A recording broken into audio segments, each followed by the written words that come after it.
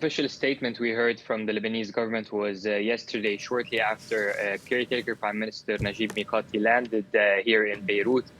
He delivered a very short 2-minute speech to the Lebanese people through television, where he mentioned that first, the government is sorry if its current capabilities in handling the crisis are not enough, meaning that the government is facing financial difficulties in managing the situation and the humanitarian crisis.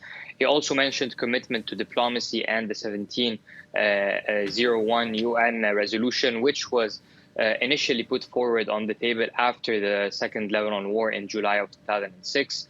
The government's official position is trying to de-escalate, work on diplomatic means to fully implement the 1701 resolution, which in itself includes demilitarization the southern part of Litani, so the southern part of Lebanon, the area south of the Litani River.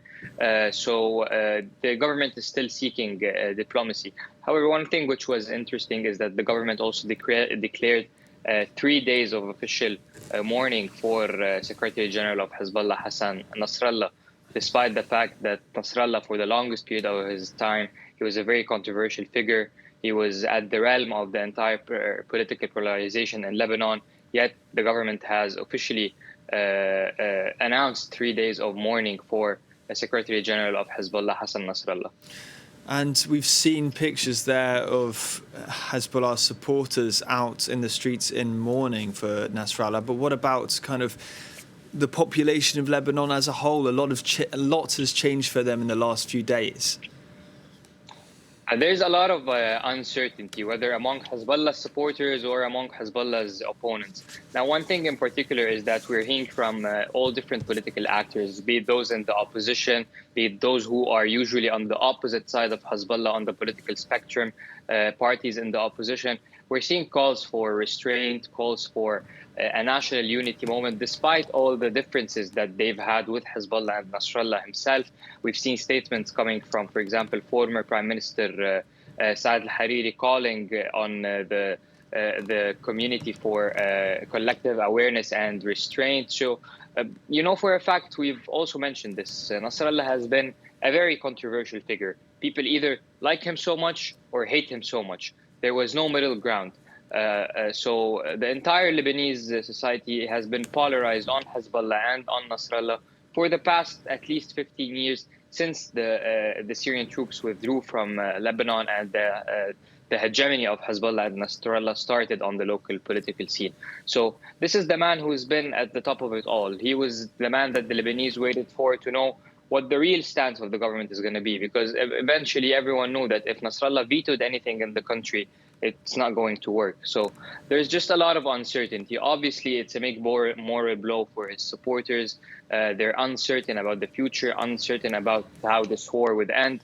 I spoke to a number of his supporters on the streets, and they said back in the 2006 war, Nasrallah declared victory and we turned back to our homes. Now we don't know what's coming on the table.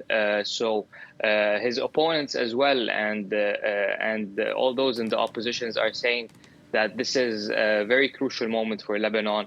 For example, the country could lead into some sort of internal chaos if this is not met with awareness and a collective national unity moment. And this is probably the reason why we're not hearing a lot from Nasrallah's opponents in Lebanon and the opposition at this time.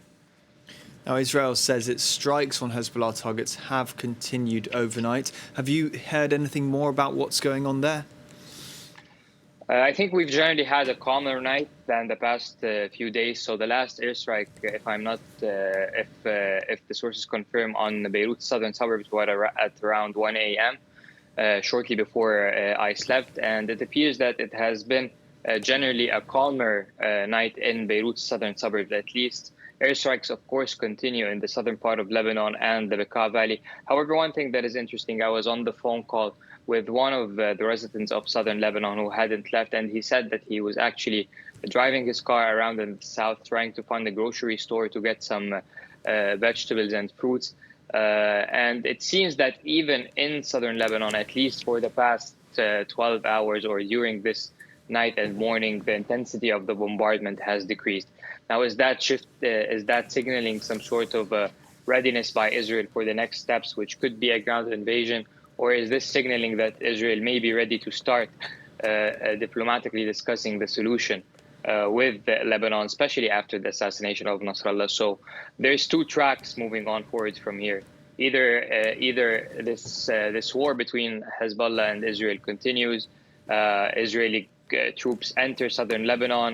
We're not sure what is the status of Hezbollah after all those blows and attacks over the past week. So will Hezbollah as an organization be able to push Israel from entering southern Lebanon, or at least cause significant damage to its army, or at least delay the ground incursion like it did in the 2006 war? Or is the Hezbollah of the 2006, which had that guerrilla power of fighting on the ground, which was able to delay an Israeli incursion into Lebanon, no longer exists? No one has the answers to that. Hezbollah suffered major blows over the past 2 weeks. Pager's attacks, walkie-talkies attacks, the assassination of the entire elite force of the Radwan. So a lot of uncertainty on what comes next, whether it's going to be an all-out war with a ground invasion or a diplomatic solution.